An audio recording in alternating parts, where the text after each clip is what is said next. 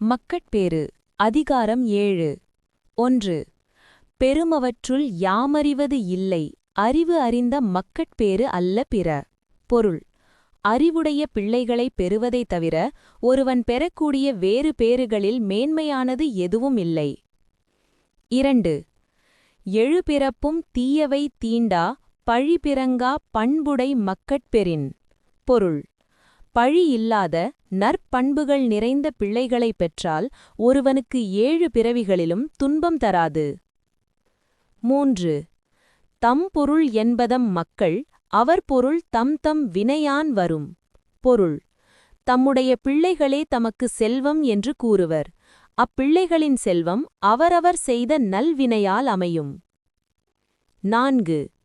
அமிழிதினும் ஆற்ற இனிதே தம் மக்கள் சிறுகை அளாவிய கூழ். பொருள்: தம் பிள்ளைகளின் பிஞ்சு கரங்களால் பிசையப்பட்ட கூழ் தேவாமிர்தத்தை விட இனிமையானது. 5.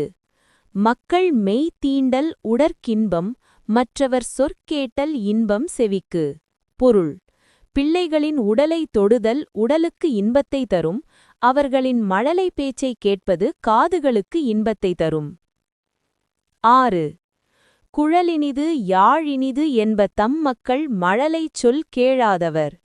பொருள்: தன் பிள்ளைகளின் மழலைச் சொல்லைக் கேட்காதவர்களே புல்லாங்குழலும் யாழும் இனிமையானவை என்று கூறுவர். 7. தந்தை மகற்காற்றும் நன்றி அவையத்து முந்தியிருப்பச் செயல். பொருள்: ஒரு தந்தை தன் மகனுக்குச் செய்யும் சிறந்த உதவி கற்றவர்கள் நிறைந்த அவையில் தன் மகன் முதன்மையாக இருக்குமாறு அவனை ஆளாக்குவதே ஆகும். 8.